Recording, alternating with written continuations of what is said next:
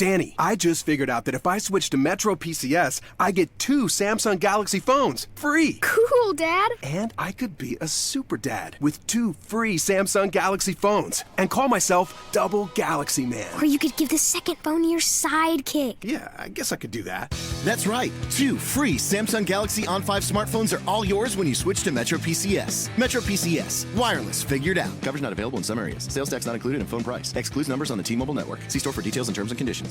Oh, okay, now there we go. Hooray! Hi, everybody. Welcome to the show. Yeah. We're doing another Google Hangout because I don't know. We just are. I had to work late, so instead of making Erin drag her ass here, I said, "Hey, we know how to Google Hangout now, so let's do that." Yeah, it's true. Exciting. Mm-hmm. There were no problems last week. I know. I'm a little shocked, honestly. How are you? I'm okay. I'm slightly tired. I had a very busy weekend. Yeah. I'm a little tired and still coming back from all that. How was TeslaCon? It was really, really fun. I didn't get to go last year. So TeslaCon, this was the 7th year. I missed the first one, and then I went as a patron for year 2 and 3.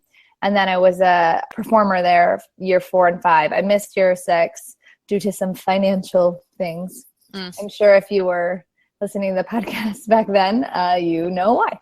And then, I forgot about that. This year I got to go, and it was really fun. My character is very ridiculous, so very it's French, fun. Right? Very French. And it's really fun to just be like a ridiculous person. Like it's a unique performance because you have your character, and there are certain scenes that we do immersion scenes for everyone to watch. But then most of the time it's just interacting with patrons and improving in character. So it's quite fun. It's definitely a challenge, and it's really, really fun. Cool. It was great. Good. That's very good. How was your weekend? It's weird because we recorded on Thursday. Yeah. And so it's not even been a full week since we've recorded. So it seems a little weird for us. I know, it's strange. I was going to say, what have I done? I finished my quarter. I turned in my last assignment for the quarter. So I'm off for 6 weeks, which that's is dope. I kind of wish it wasn't 6 weeks. I feel like that's too long. Yeah, until I have to go get back. out of the flow of Right, exactly. So it's I don't know. It's weird, but it'll be nice because I'll be able to get all of my Christmas shopping done and so much to do. Oh my god, I know. It's ridiculous, but I'm glad that I have a break for a minute. So yeah, that was actually pretty nice. Good. Yeah. News? Do we have any news? I know that Marty Scurll won a championship belt at Ring of Honor in their UK tour. Yep, that's right. He's the television champ, I think. Yep, that's right. He won it from Will Ospreay, so dope. the 2 big British signees from the last couple months, so that's exciting. Yeah. I can't wait to see more of them because Marty Scurll is super hot. Right. But also he's a very good wrestler, but and his gimmick is so good. He's just kind of a total package of a wrestler, I think. Yeah, I totally Until agree. we find out some of his horrible politics. I don't know. He was very polite to me, so my interaction so far, very positive. Great. So, yep, that. Oh, did you hear about Alex Riley? No. Apparently, he almost died from a MRSA infection. I don't like Alex Riley, but I'm sad. I was he posted a very graphic photo of it on his Instagram, and I was like, nope, I don't need to look at that. I've had MRSA. Ew. I know what it looks like. It's disgusting. But I don't. Part of me is I'm very sad looking now. Part of me is very sad for Alex Riley, and another part of me is how do you let it get that bad? Like I said, I've had MRSA infections. Right away. You should go to the doctor. It just amazes me that a human being could be I think this is fine. It's cool. Oh, it looks like he took down that photo. Probably because it was disgusting. MRSA infections are gross. Yeah, staph infections in general are just pretty nasty. That's what's going on with Alex Riley in his world. I don't know if that's better than when he was at NXT. Who's to say, really? Yeah, that's so gross. Yucky. Yep. I'm sure there's other news. Whatever. Let's move on. We're gonna keep it short this week. Yeah, I guess we could go on like a tangent about something totally unrelated.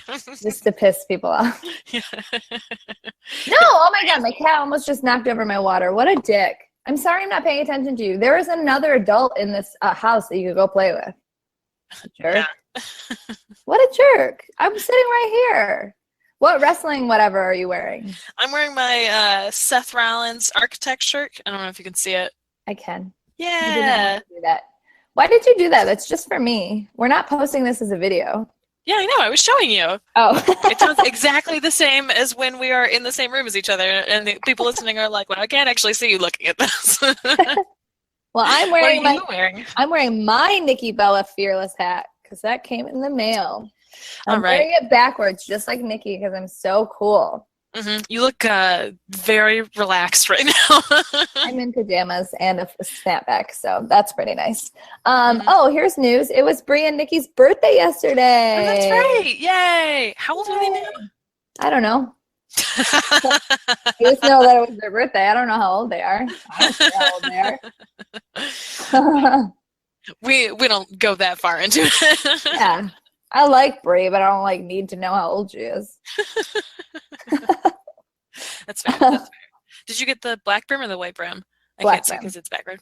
Good call. Good call. Yeah, the white brim is more expensive and not as cute. And No, she doesn't wear the white brim. I know, it doesn't make any sense. Also, white brim, dirty. I don't want it to get like my hat's gonna be dirty. I wear it all the time, all over a dirty ass city. Like I need the brim all to be over black. a dirty ass city. I ride the subway all the time. It's a dirty ass city.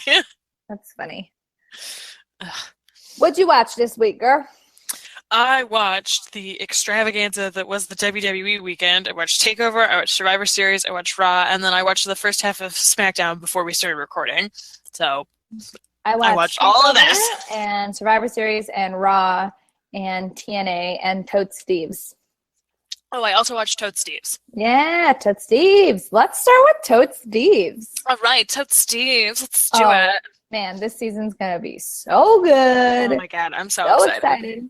Highlights of this episode. Lana is so dumb. And Rusev is straight up a dick. But in a funny, charming way. There was a moment where they were doing a signing, the WrestleMania signings. Mm-hmm. Some fan comes up and says, "You guys are the it couple. I love you guys." And then Lana was, Rusev was like, "Oh, okay, thanks, whatever." And then Lana was like, "Oh, give me a kiss or give me a hug. Oh my god." And Rusev goes, "Oh, crying, hugging. Oh my god." Making fun of it. So funny. Paige bleached and then chopped off a bunch of Naomi's hair. Yeah, that was a decision that was made by a no person. They had to have been just do this, it'll be a good scene. We have a hairdresser right there. There's no way a real human would there's no way Naomi would let her do that. I mean, she was pretty drunk. I feel like she got drunk and made a very poor decision. I don't know. Oh, man, it was bad. I like that the hair and makeup people of WWE were like, "What the fuck?" Oh man, they were like, "We don't have time to fix this. It's Mania weekend. Hello, we are busy." Oh my god. Also, Naomi says "fleeky" a lot during this episode. Yes, she did. That is true. I mean, if anybody can get away with it, it's Naomi. So that's very true. Do whatever you want, Naomi. You're the best.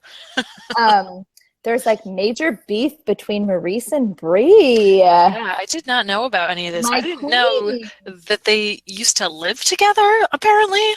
Yeah, they used to be BFFs. I wasn't watching during this time, so I had no context for Maurice until she was back for this run, so I don't really know anything about her run, and so now all I know is... I've gone back and watched some matches because I like Maurice, and I like her theme song. But yeah, I mean, it doesn't surprise me that Maurice and the Bellas have drama. Yeah, I guess that's true. I like how Renee Young handles it. She's just I'm just gonna sit here and eat some sushi and let you guys figure it out. Right. It's just we have this cheese plate. Who's gonna attend to this? Me. That's who. That's who. I'm just gonna eat this. Let y'all figure it out. That's great. I'm glad. I will be happy if that's Renee's role the entire season. I have a feeling it will be. Yeah, that's fine. Just the calm, normal one. They don't have Emma for that anymore, so they're like Renee. Well, Emma was never on it. Emma had a really good moment though. Yeah. It was after the 10 women superstar match that opened Mania. That was Bree's final match and Lana's in-ring debut. And then Emma went up to Lana and was like, "You just debuted at WrestleMania, you bitch."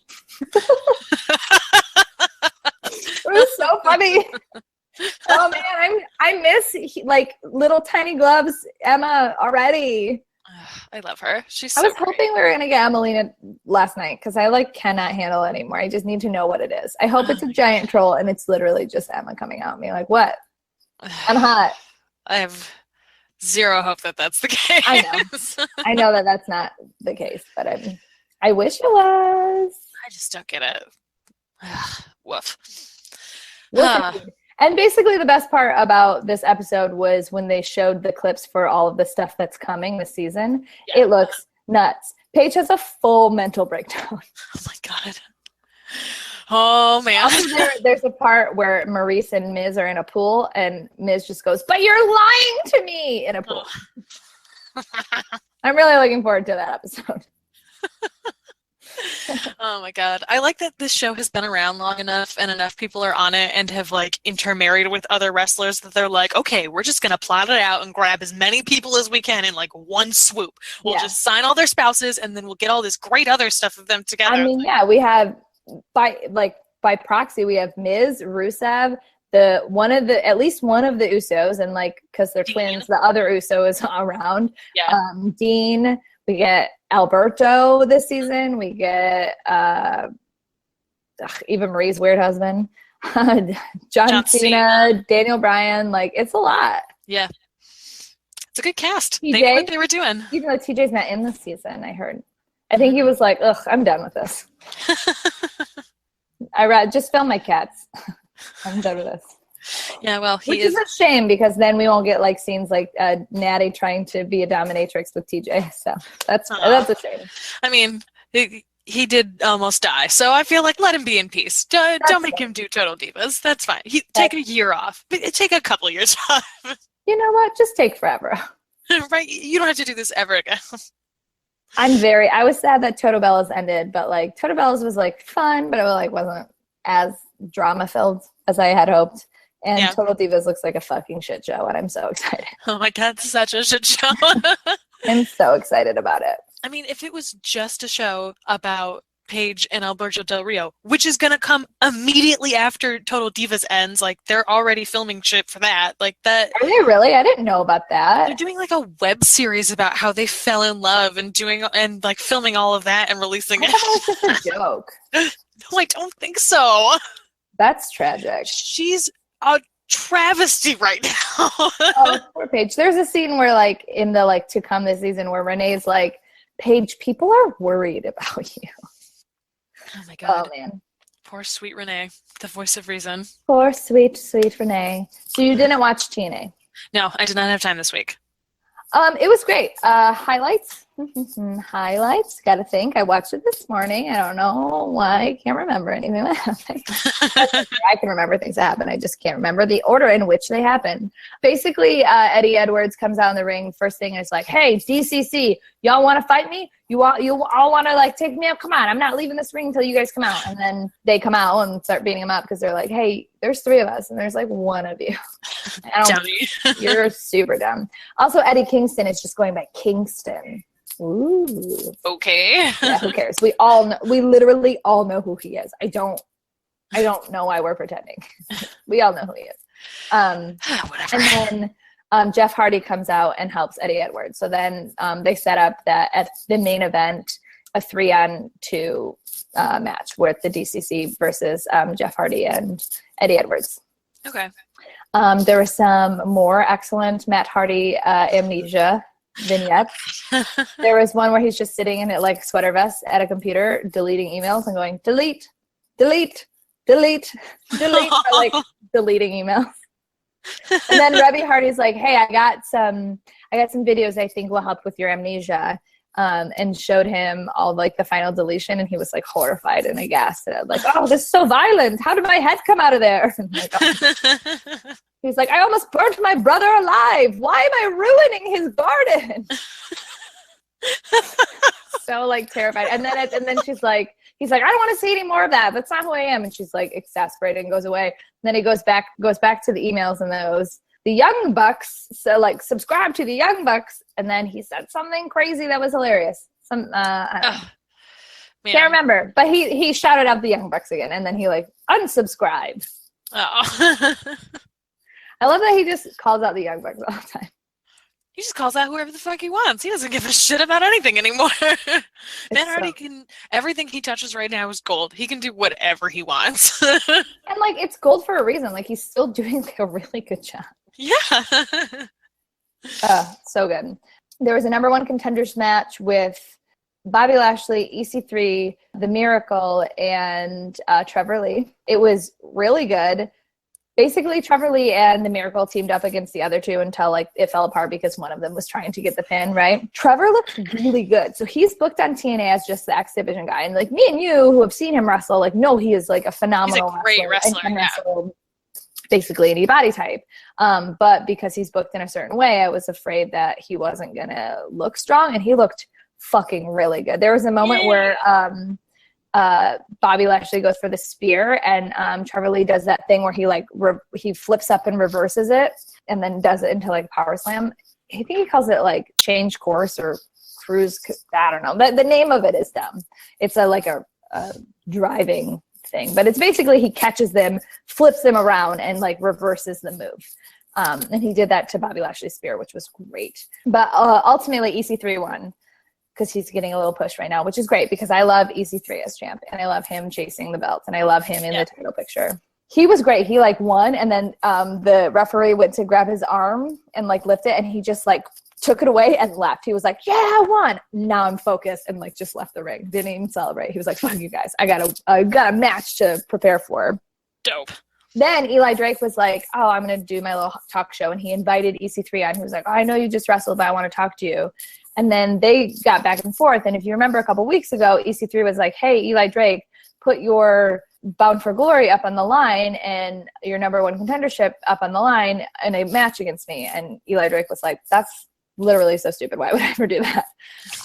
And so basically Eli Drake tries to Eli Drake tries to do the same thing with EC3, and EC3 is like, remember when you told me how dumb of an idea this was? Like, why do you think I'll do it?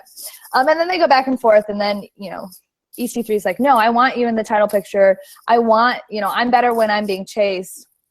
I want to fight you, but I'll put my number one contendership up on the line. But if you lose, you can't talk for the rest of the year.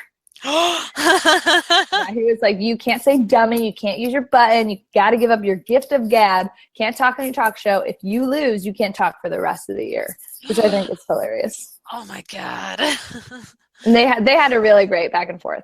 Aaron Rex and Jesse Goddard had a match, and it was dumb. Aaron Rex lost, but it wasn't for a belt, so like who cares? Decay cornered Jade, and the two guys of Decay, and they were like, oh, blah blah blah, Rosemary's coming for you. And she was like, yeah, well, I want to say that to Rosemary myself. So then they were like, you can go find her, and they pointed to the rafters. So then Jade had to she kept looking around the rafters like, Rosemary. And then finally she found Rosemary, and basically they go back and forth. Jade's like, I'm not scared of you, and Rosemary's like, oh yeah, well then why don't you face me next week in that ring in a cage? So they're gonna have a cage match. Super dope. Which Rosemary in a cage match with Jade, I think, sounds great. Yeah, that sounds I agree. Excellent. Cool. In the Knockouts division, it was Laurel Van Ness and Sienna with Maria against Brandy Rhodes and her tag team partner, Madison Rain. Yeah. Who cares? Who cares? Brandy pinned Sienna, which was kind of shocking.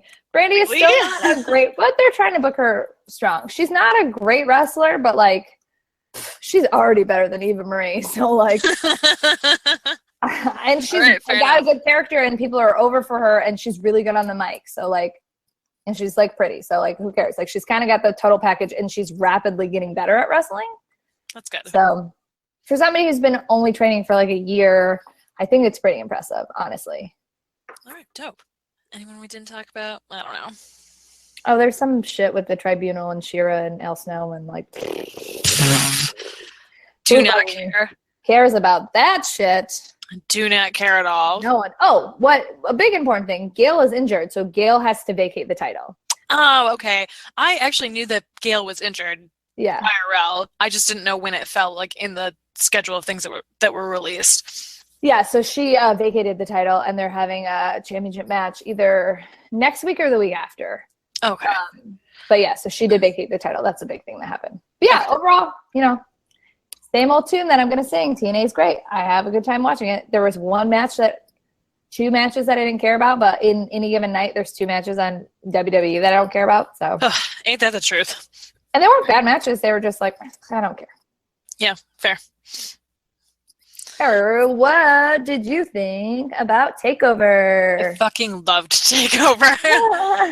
It was really, really good. I haven't watched NXT in a couple of weeks, and Me neither, actually. And I was gonna like try and catch up, and I was like, fuck it. I'm just gonna watch. I kind of said the same thing. Yeah, I was like, I mean, this is kind of the reset button. We're gonna get to know all of the questions we have are gonna be answered, basically, like who's going on, what's doing what.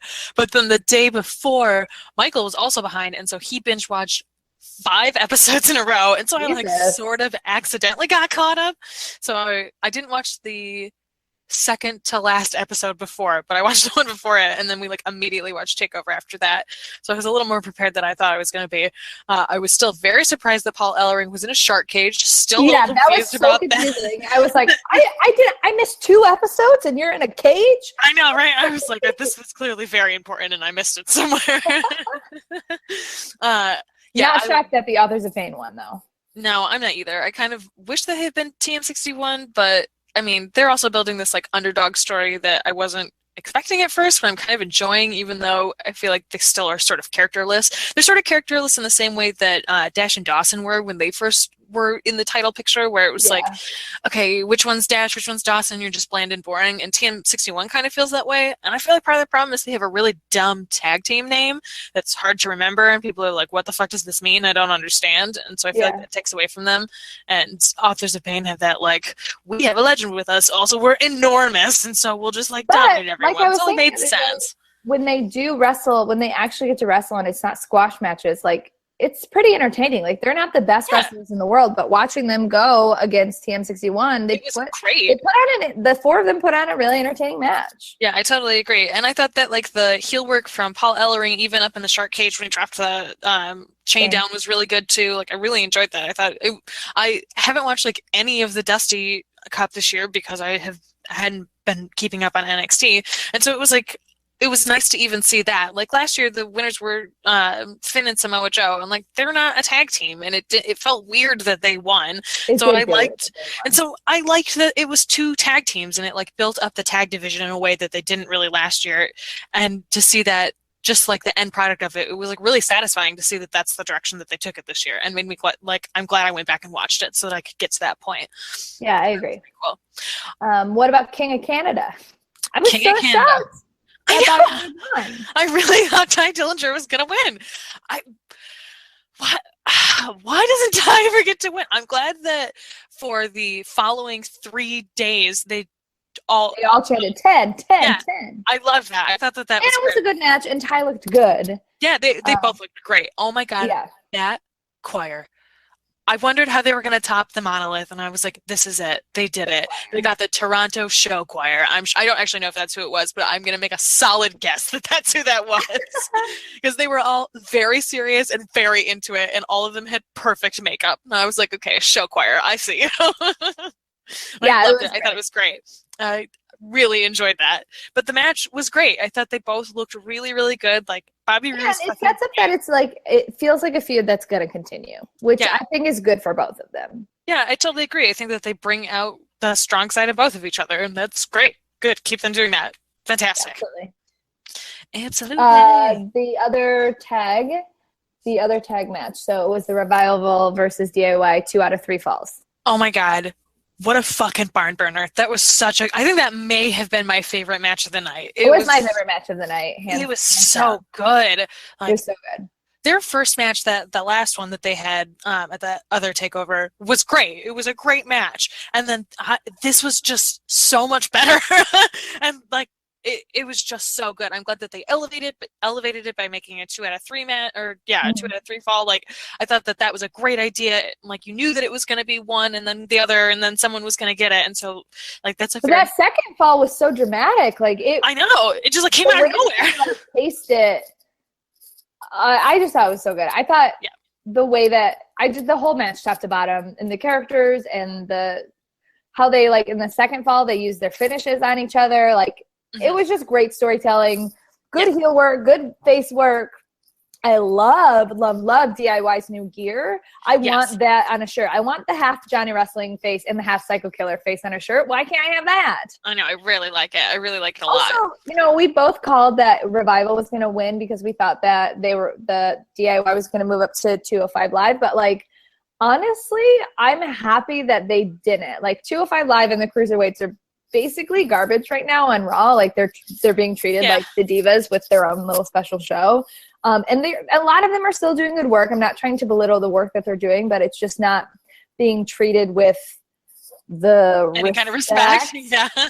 So for Tommaso and Johnny, who are 2 of our favorite wrestlers and 2 of many people's favorite wrestlers, to get the tag belts and be more established and paid closer attention to in NXT than just being like another face in the Cruiserweight division, I think is really great. And I'm really happy with that turn of events. Yeah, and like, I love them. I want to see as much of them as possible. So if that's on NXT as tag champs, great, awesome. That'll make me watch NXT more. Right, I was just gonna say that, like, once the draft happened from NXT up into the main roster, there's been, they have to have time to rebuild it, and there's been good moments and good stuff happening, but it's not like a must-watch show like it was a year ago. But when you do things like put the belts on Tommaso and Gargano, like, that is rebuilding the brand back up.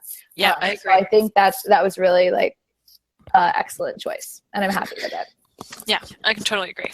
What did you think about Asuka and Mickie James? I thought it was fucking great. I don't really know that much about Mickie James. I wasn't watching when she was around, but I've heard that she's a very good wrestler, and I've, like, seen a little bit of what she did before. And I mean, she looked like a very good wrestler, but I wasn't, like, I didn't really know what to expect from her. And she's fucking great, and Asuka's fucking great. So they put on a fucking great match. I really, really enjoyed it. I was really surprised by how much I liked it, actually, even though I know that Asuka's great. It was, like, particularly, I think Mickie wrestled in more of, like, a strong style-y way. Like, Asuka obviously kicks and hits really hard, and Mickie definitely lived up to the challenge and kind of, like, hit back in that way, which I thought was great. Because, they set up the storyline of, like, oh, well, Mickey's been watching, like, tape on Asuka for a year, and, like, there was all the Mickie moves and stuff and things that you've come to know from her, but to have her kind of incorporate Asuka's style into her own style to kind of go head to head with her was great. And, like, this is one I feel like very confident. Like, everyone knew Mickie was not going to win. Yes, I agree.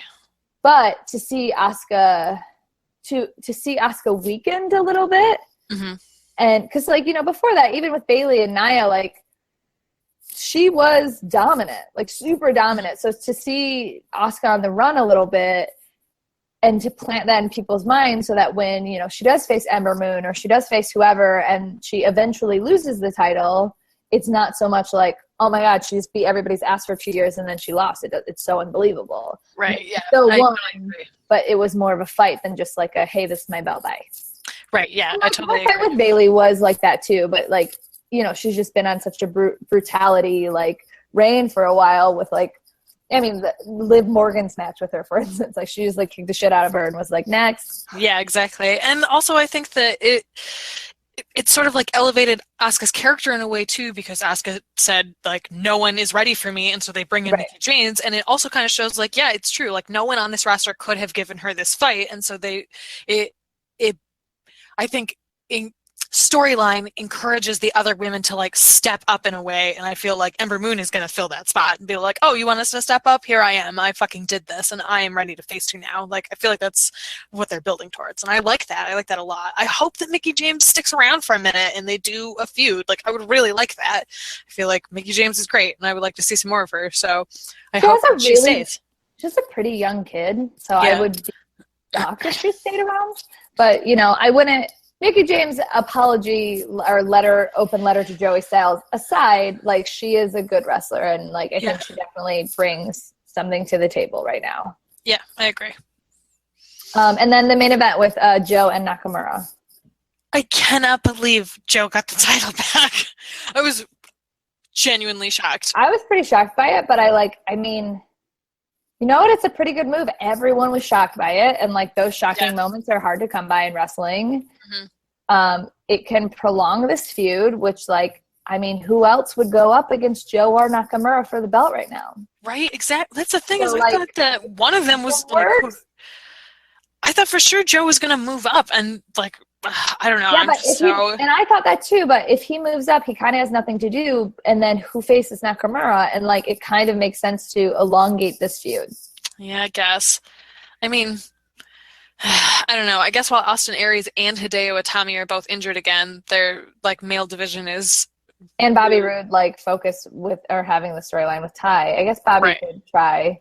Yeah, that is probably going to be the next thing, to have Bobby go for the belt, which I like. I think that he would be a great champion, actually.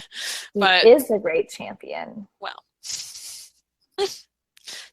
he needs to hold the title. He needs that gold around his glorious waist. He does need some gold around that glorious waist. It's true. But it was a great match. I thought Joe and Shinsuke had a fucking... The way that Joe like targeted his knee. I mean, the move that he did right before the end, where like Shinsuke was like came out of the ring and like kind of broke up the count out and went to kick him or do Kinshasa, and Joe just fucking like kicked his knee back. Like that was fucked up. Brutal. It was brutal. Yeah, it was great. I mean, their first match was great. They're both really good. Yeah. Yeah, Takeover. I mean, Takeovers never disappoint. Let's be real. Takeovers are always good. Okay, before we talk about it, just your overall, like, how did you enjoy watching Survivor Series? Before reading and discussing and everything, your initial reaction after you watched it, did you enjoy it? Yes, I did. Me too. There were a lot of things I did not like, but some of the parts, I guess, I did enjoy it. I liked that it was shocking at the end. I liked that, I mean, the men's 5-on-5 was very good, and it lasted for an hour, which was bananas. I just think overall, when I watched Survivor Series, while I was watching it, I like, even though all the matches weren't amazing and stuff, and I just had a good time watching this pay-per-view. And like, the more I think about certain things and go back and watch certain clips or like read articles, like I can see the flaws and stuff. But like, this is the first pay-per-view in a long time where I was like, oh, I'm entertained by this whole show. I was just like so frustrated with some of the booking decisions that just made no sense, that it was hard for me to enjoy it. I've gotten 100% wrong. Oh yeah, just like up and down. Totally every single match wrong. Not including the pre-show, because we didn't call that and I didn't even know about those, but like every single match up and down the card, wrong. I was just wrong. Yeah. Which is maybe why I liked it, because I was like, oh, this is going to go this way. And like everyone was wrong. Yeah, but that's the thing, is that they set up these, that's why I think it was frustrating, because I think they set up these storylines that were like, it's obvious that this stuff is going to happen, and like, yeah, maybe people would have been like, ugh, we all knew this was going to happen, but it made sense, and that's why we thought it was going to happen. So that's what's confusing about it. Like, why didn't the Cruiserweight division go to SmackDown? For Baron Corbin, why does he need a push rather than putting the Cruiserweights in a place that's connected to the 205 live show? Like, it was just such a strange booking decision. And yeah, like, that was my least favorite match. It was an okay match. Like, I thought that they had a pretty good match. That's not true. They didn't have a pretty good match. They had an okay match, but I started to enjoy it towards the end, and then I was like, wait, what the fuck is going? Why did Brian Kendrick win? It just made no sense. Yeah, like that's. I was disappointed by the fucking Canadian screwjob bullshit with the IC title. Like, yes, it's very heel. Yes, it's Canada. But like, oh God, you just couldn't fucking resist, could you? Yeah, WWE? I really feel like Sammy should have gotten the title. That is one that like will be murky about. Like, that's one I do. Your Cruiserweight's like whatever. Like, it still would have probably sucked. Like the way that they would have booked it on SmackDown. But and I love Miz. Everyone knows my love for Miz. It's true. But I do think Sammy should have won. Yeah, it was just like such a strange booking decision, and like the match was good. I really enjoyed it, but then it was just as soon as I realized like, oh fuck, we're gonna totally get a screw job here. I was just like so disappointed. Like I liked all the figure four stuff back and forth. I thought it was good. I love Miz and I love Sami Zayn. I don't think the match was as good as it could have been. Yeah, I would agree with that. I feel like it could have been much better, but from both of them, I think. And yeah. I think they were just given a lot of convoluted shit, so like they were probably like too focused on that stuff. Yeah. I thought the tag Survivor Series was fun. Like it wasn't the greatest thing in the world, and I definitely expected American Alpha to come up out on top, but they looked really, really good during it. Yeah, they did. I loved Breezango. I wish that they had been there like twice as long as they were. So for like a whole 5 minutes, I wish they had been there. I wanted Tyler to get in the ring, but I love their crop tops. I love their fashion police gimmick. It lived so stupid. I love it. Made me want to watch Main Event or Superstars or whatever the fuck they're on, so I could figure out what the fuck is going on with them. Yeah. But I was like shocked that Fandango got eliminated so quickly. But before I even had time to mourn, then like boom, New Day was gone. New Day got eliminated. Which again, like I was legitimately shocked by that. That is one thing that like in hindsight I do enjoy, that I was so surprised by so much stuff all night. Like it was in a bad way most of the time, but at the same time, like I don't think it was in a bad way every time. I think it was not every time, but it just like some of it was so unexpected that I was like, what the fuck is who is back there pulling strings tonight? Like what is going on here? But I thought like, especially when it got down to like a few like 4 teams or whatever on the tag survivors match, I thought it was fun. I thought it was entertaining. It was a good Survivor Series match. I really enjoyed it. And like Sheamus and Cesaro, I'm like, okay, I'm glad that it ended with them, I guess, sort of, because I love Cesaro, but then, like, that it was... Did you see the one guy in the audience who said in this Cesaro section had a sign that said Sheamus seat? I did not see that. It was hilarious to me. Okay, so the women's Survivor thing, I'm so conflicted. Like, it wasn't a good match. I don't think it was a tragic match. I don't think it was the worst thing in the world, but it wasn't a very good match. I'm not surprised at all that Raw won. We called SmackDown because, like, in my heart of hearts, I wanted SmackDown, but, like, they are building that Charlotte streak. Like, I'm not surprised that Raw won. I was surprised that Sasha was eliminated so quickly. Yeah, that was weird. I wasn't surprised that Becky was the lone survivor. I liked that. I thought that was good. I like that she wasn't pinned by Charlotte for 2 reasons, because it sets up a Charlotte-Bayley feud, and also I don't want a champion going over a champion on a different show. Yes, I completely agree. I like that. Yeah, I agree. And there were okay moments. I mean, I was a little disappointed that Nikki wasn't in it, but, like, I guess it's setting up a feud, and also, like, how are you going to do a show in Toronto and not have Natty? Yeah. It was weird that Natty wasn't originally booked to be part of the team, or that they didn't. I mean, I guess they're setting up for Natty versus Nikki. That's what it feels like. Because, like, I guess it could have been Carmella. It wasn't. It was obviously Natty. Yeah, so as long as they follow up on this, I'll be happy with it. Because on SmackDown in the first hour, they were like, we still don't know who attacked Nikki. So, like, they so consistently abandon storylines with Nikki. I just want them to follow up on this, and then I'll be like cool with it. Because otherwise, it just feels like what a fucking waste. Like, why build up to all of this and have all of these in-ring storylines, one of which very heavily involves Nikki, and then just like, pfft, sorry, Canada. Fuck you, Canada.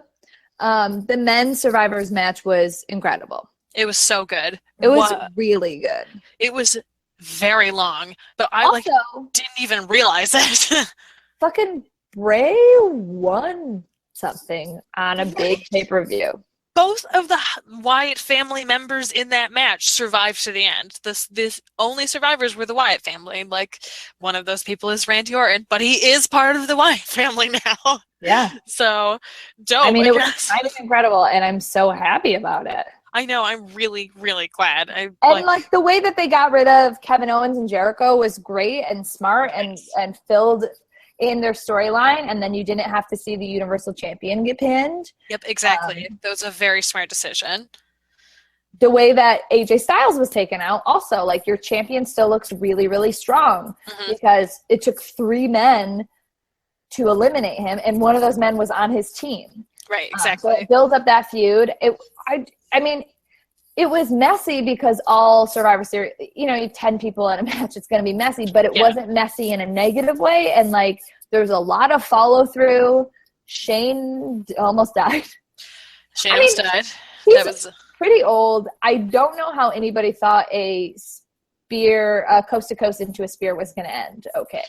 Yeah. Like that was never ending okay. That was gnarly. That was super fucking gnarly. And like straight up has concussion. Like, I mean, Dio was talking about this on Twitter at the time. Like, I've watched a lot of MMA, and so I've seen dudes who get knocked out and they like spring forward like that. Like, yeah, like birdies surrounding their head. But like Shane kicked out at the end. I don't think that he meant to do that. I legit think he had a fight reflex where he woke up and was like, shit, oh my God.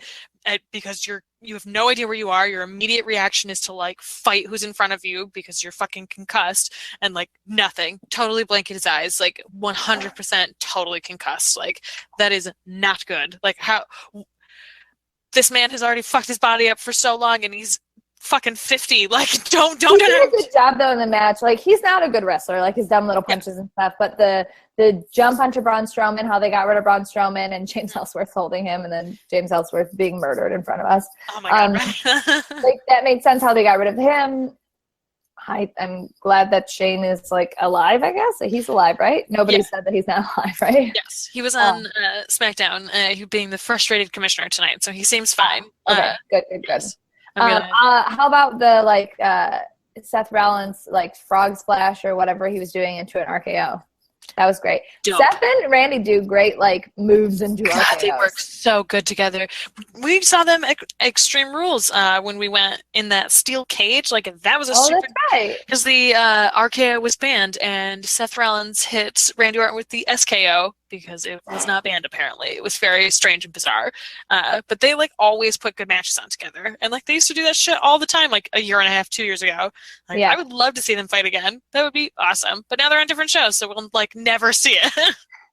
It was great. It was really, really good.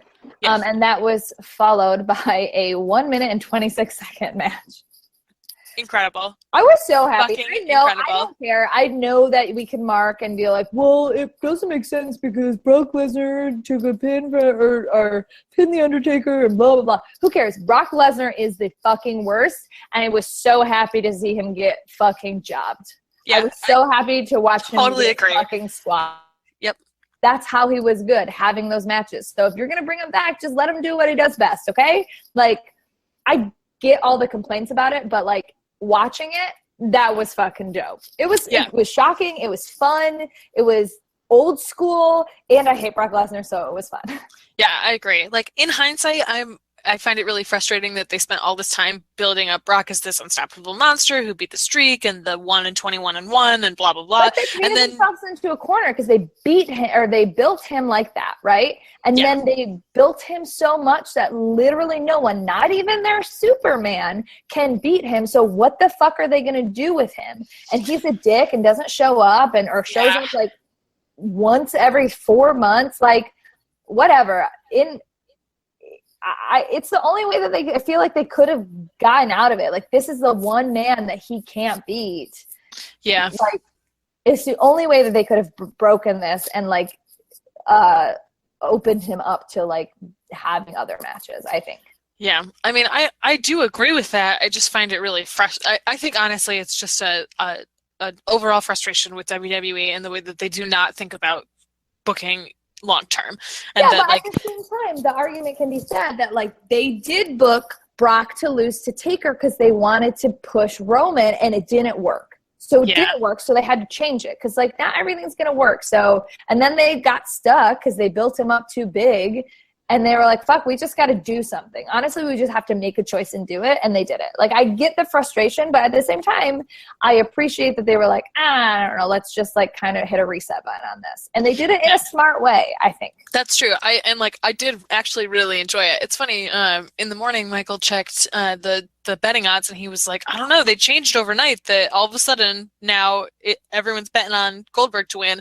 And I was like, what the? I literally do not believe it until the moment that it happens. And then like, so shocked. boom, right away. And I just started laughing hysterically. Like I couldn't even control it. I was just like, I cannot believe that just happened, and just cackled, just straight cackle, almost as long as the match itself lasted. That's how long I laughed afterwards. Like it was so shocking. And you're right, like I really did enjoy it in that moment. I loved seeing Brock Lesnar get in his face and just get pushed down and be like, oh dear, oh no, and then like boom, it's over. 2 spears and a jackhammer. Fucking great. Awesome. That's all we need. All I needed. That's it was great. Great. No suplexes. Not a single fucking suplex. Thank God. Yep. I thought that following night, I thought Raw was pretty strong too. I really enjoyed Raw. I thought Raw was really good. You okay? I just cracked my wrist. Sorry. Yes, I'm fine. Yeah, I really enjoyed Raw. I thought it was really good, actually.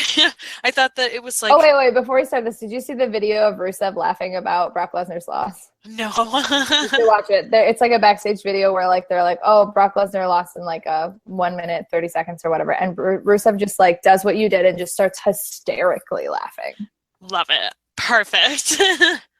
I get you, Ruru. I get you. Don't call him Ruru. I'll call him whatever I want. Ugh. Thank you. Whatever. What did you think of Raw? I thought it was good. I thought it was really fun. Notable moments when Braun Strowman killed Sami Zayn. Oh my God, killed him dead. That poor little bean. That poor little bean man. And Mick Foley had to be like, you stop the match. Please stop. Oh my God, please stop. The moment where Jericho's highlight reel, where they were like, it looked like Kevin Owens and Chris Jericho were going to break up, and then they both were like, who's the, you know who really ruined the match? Roman Reigns. And then immediately just went into a bro hug. I loved it. I was so worried. They totally swerved us. I really thought for a second that was the end. Best way. Oh my God. It was so good. I love that Chris Jericho had the crumpled up sheets from the night before. That was such a good touch. I loved that. Like, I just love it. I loved that when he came in, he was just so sad. His eyes were so red. And I was like, oh, Jericho, you're so sad. They were just so good. Like that opening segment last There's comedic timing. Kevin Owens yelling at the monkeys to change the photos. Like, oh my God. Everything about it. Everything about it, top to fucking bottom, was perfect. I know. I thought it was really, really good. And, like, they took up a good chunk of time at the beginning of the show, but it was perfect. Like, everything that they did just worked so well together. And, like, they're just such a well-oiled machine now. And they have such good comedic give and take between the two of them. And like, they're both phenomenal wrestlers, so it's like, it's perfect. It's so good. I love it. I think it's really great. I'm, like, annoyed because I know that they're setting up for Roman versus Kevin, champion versus champion, which I find super irritating, and I know I'm gonna hate the outcome of, but like I kind of like that this is how they're building to it, is that they're like, we collectively blame Roman Reigns for the loss of our team, and like I'm cool with that. That's fine. I had to deal with Roman as the sole survivor just as I knew that he would be. Fine, whatever. I will deal with it. Whatever, I guess. If it means I get to keep Jericho, whatever. How do you feel about the women's segment with Charlotte and Bayley and Jaina and Nia and Sasha? I thought it was pretty good, actually. Charlotte, MVP of the moment was Jaina. Oh my God, best hype man of all time. That ridiculous dance that she did, I was like, oh my God, girl, I feel you on a spiritual level right now. So that is my life. Dana has such good moments. I never got a gif of this, but one of the best moments she's ever had is that moment where she was thinking in the ring and she looked so confused, like thinking was so hard. Dana's underrated, man. Yep, better and better every single week. Very funny. Yeah. Oh, she's great. I like her a lot. I like that we're clearly probably taking a break from the Charlotte Sasha stuff, and then we're going to get Bayley and Charlotte and Nia and Sasha, which I don't know how a Nia-Sasha feud works. Like, Sasha can't even break a table with her body, and like that's not her fault, and I'm not giving her shade for it, but like, how does Sasha win over Nia? She's got to submit her somehow. I mean, sort of in the same way that Bayley did, where she's got to like take her legs out. Yeah, but Bayley's like a normal person size. Sasha is little. She's got to fly around the ring. She got to Rey Mysterio that shit, I guess. I don't know. She'll figure it out. Oh, man. Do you think Sasha's going to win the belt next week on Raw? 2 moments that we didn't talk about in Survivor Series.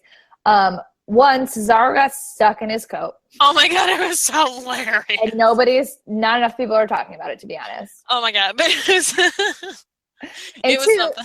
Cesaro did a 619, and it was fucking weird. Yeah, it was super weird. Like, why did this happen? I was like, no. Don't do that. You're too tall for this move. Sorry, buddy. You're great, and I love you, but no. Like, if anyone on this roster is going to be doing a 619, it's Enzo Amore. Like, he is the person who needs to be doing that because he is of an appropriate size. Yeah. Whatever. So, are you going to talk about Enzo Amore's dick or what? Oh, my God. Why is Lana always, like, casually just sexually, like, assaulted in the hallways of WWE? I don't know.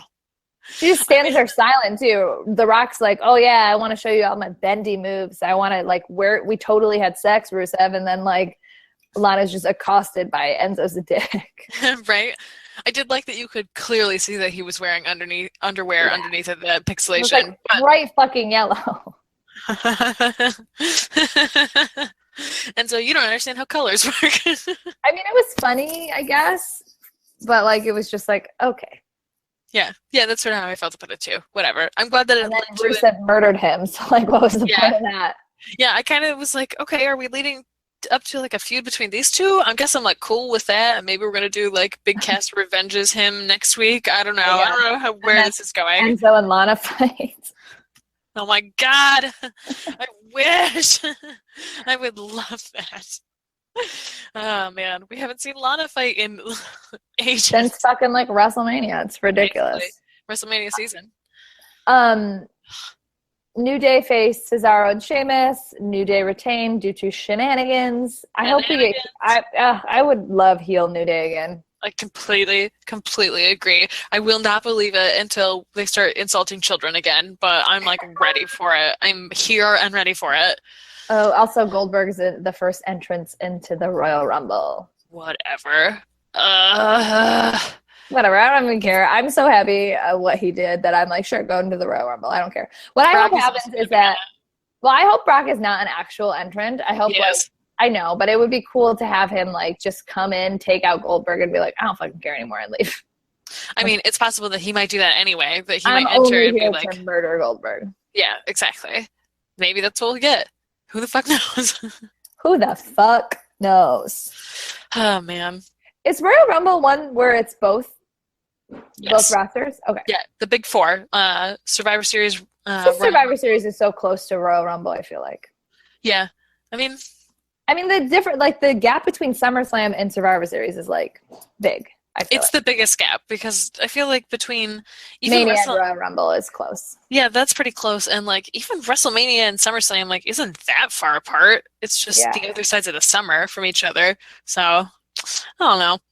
It's just we had that huge ass gap before Survivor Series, so now we're like, damn, another one on the horizon already. Yeah, I hope that the Nia Sasha Seth is good. I completely agree. I think it will be good. I'm gonna hope. You didn't answer my question. Do you think that Sasha's going to win the title next week in Charlotte, North Carolina? No.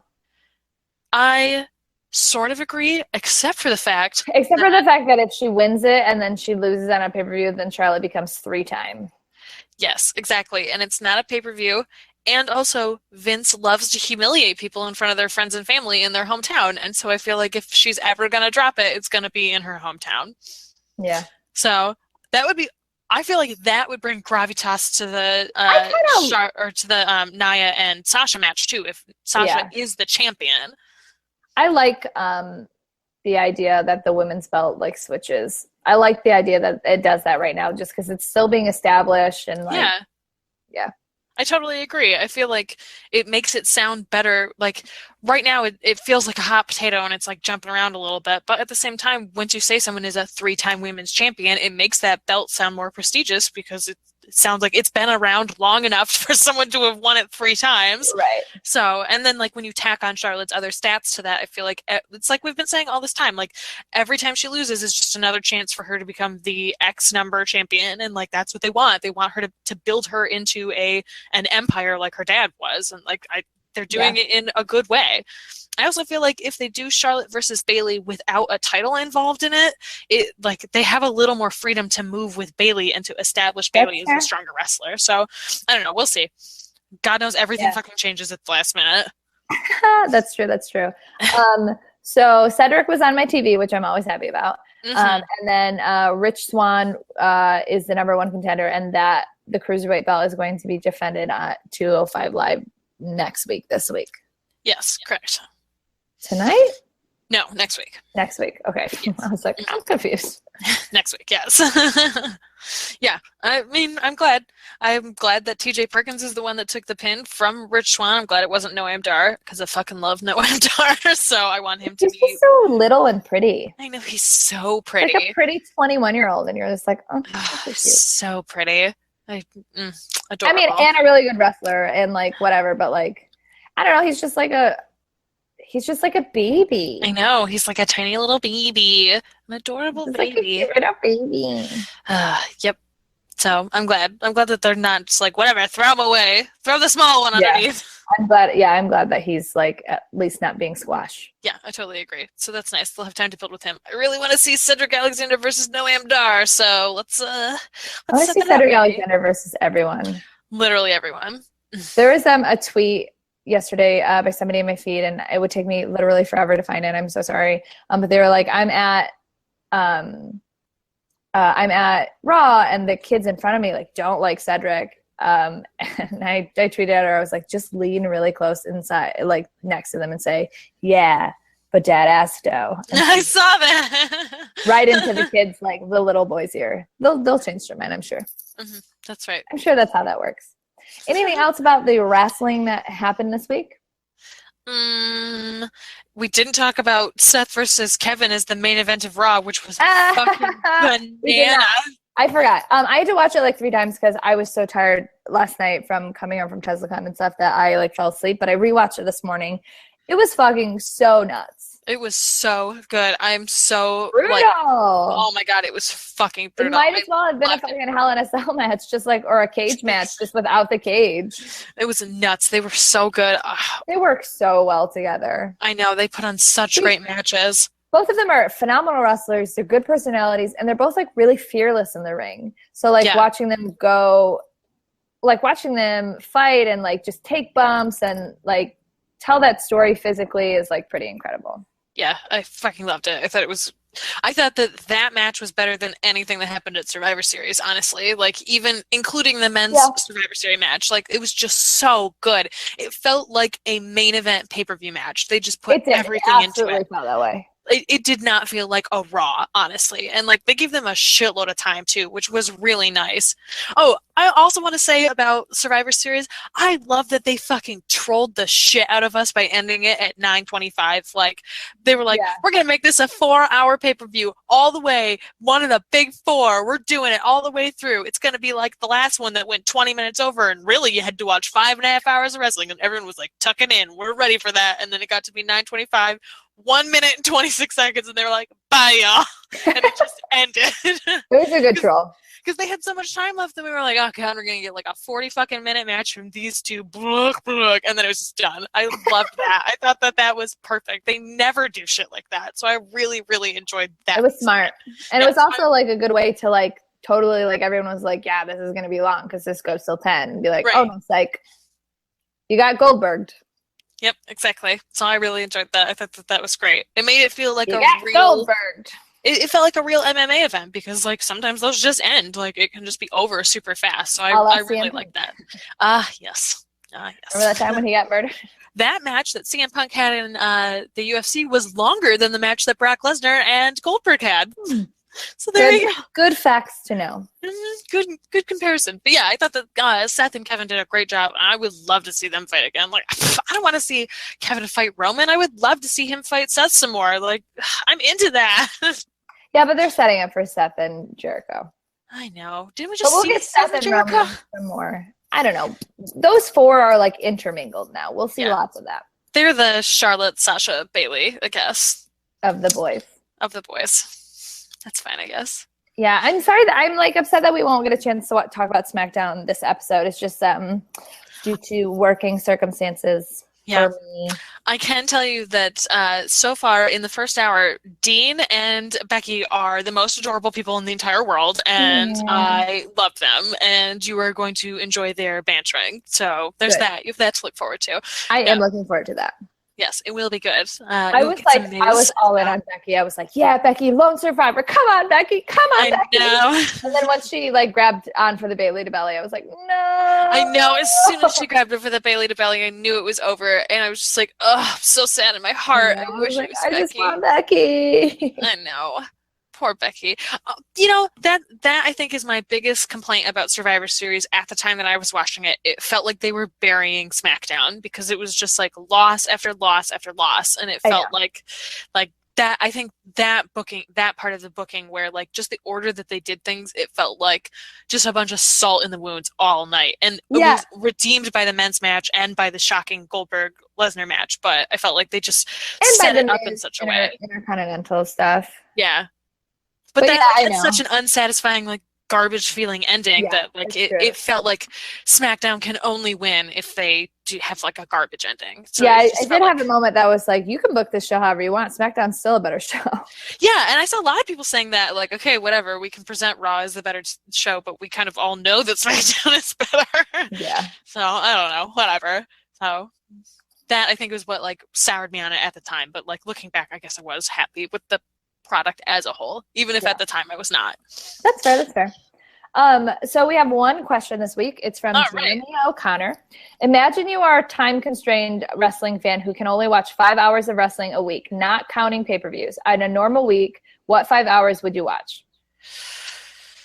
Mine are SmackDown, TNA, and Lucha Underground. That's 5 hours exactly. Yeah.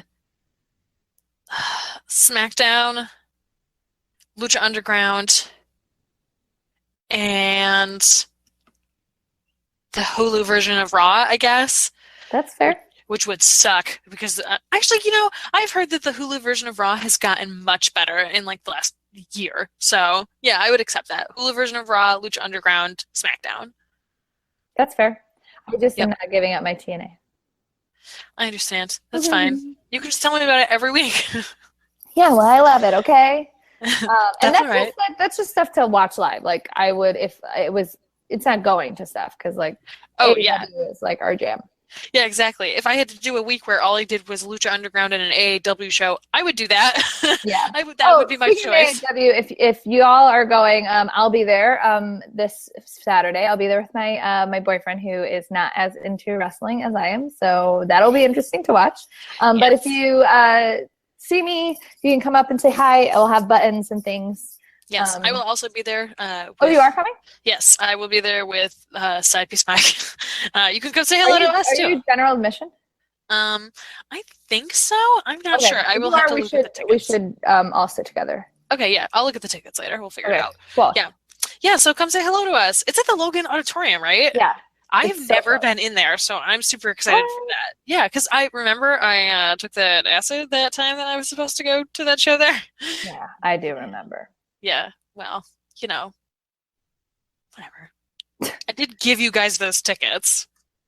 I mean, you needed to give us those tickets at that point. Yeah, I know, but okay, we also got this bad. really nice email this morning from a fan named JP. It said, "Good morning, ladies. So going around getting addresses for Christmas cards and figured rather than ask you for yours and have you open yourself up to a possible internet creeper, which I promise I am not, figured I'd just make a donation to the ACLU in your honor. Thank you for all you do and absolutely love the podcast. Wish you nothing but the best." And he made a donation in our name to the ACLU, which is amazing and so generous and really, really nice. And like, we're not saying this to like make you all do it, but like it was just a really nice and thoughtful way to not only show your appreciation for us and what we do, but to like do something awesome for the holidays and really generous. So thank you so much for that. That was really, really thoughtful. And it was like a nice email to wake up to.